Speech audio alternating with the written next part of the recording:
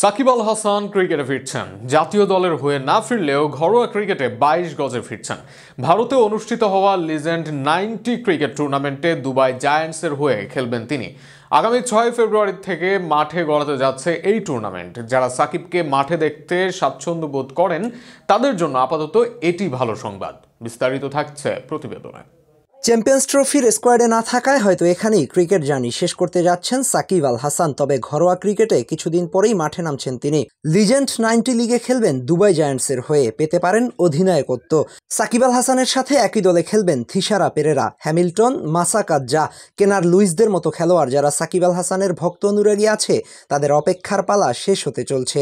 জাতীয় দলে না খেললেও ঘরোয়া ক্রিকেটে ফিরছেন তিনি। এই লিগটি ভারতের ছত্তিশগড় রাজ্যের রায়পুরে 6 ফেব্রুয়ারি থেকে শুরু হতে যাচ্ছে। চ্যাম্পিয়ন্স ট্রফিতে সাকিব আল হাসানের অংশগ্রহণ করার কথা থাকলেও স্কোয়াড থেকে বাদ পড়েছেন তিনি। এর মধ্যে বোলিং অ্যাকশন নিয়ে নানা বিতর্কের জন্ম দিয়েছে। তবে সুযোগ আছে ঘরোয়া ক্রিকেটে খেলে কামব্যাক করার। আপাতত জাতীয় দলের বাইরে থাকায় এই লিগ থেকে প্রস্তাব পেয়ে খেলতে রাজি হয়েছেন তিনি। সাকিব আল হাসানের ক্রিকেটীয় ক্যারিয়ার যে বর্ণিল আয়োজনের মধ্য দিয়ে শেষ হওয়ার কথা ছিল, বিভিন্ন প্রেক্ষাপট বিবেচনায় তা আর হয়নি।